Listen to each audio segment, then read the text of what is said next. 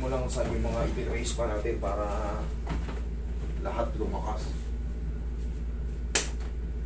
Ilang taong ka na bang ganito? Ganito? 2000. Tinaulo-ubis na ano, basta eh. 2015?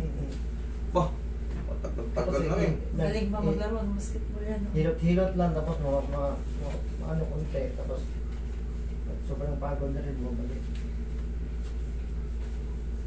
2015, 18, ay 16, 18, 19, 20, 21, 22. Ano? 8 years na pala.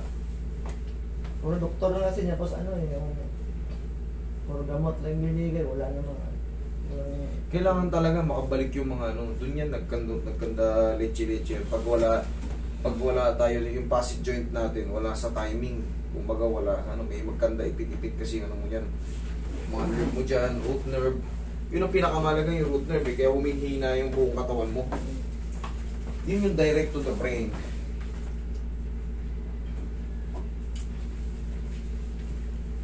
Saan, masubsob na ako minsan kasi nga, ang tuhod ko, wala na bumibigay na eh. Wala nang lakas.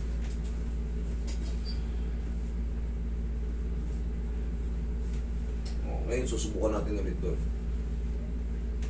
Para lumakas ulit yung mga quadricep mo na to. Humina eh.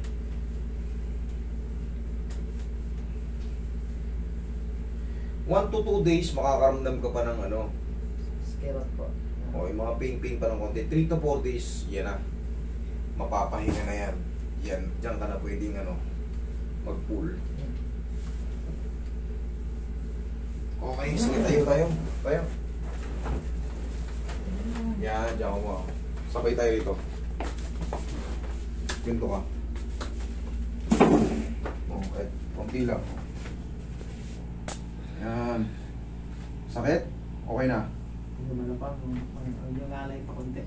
Konti? O sige. Nanginginig eh. Okay. O sige, pahinga. Konti na lang naman, upo rito.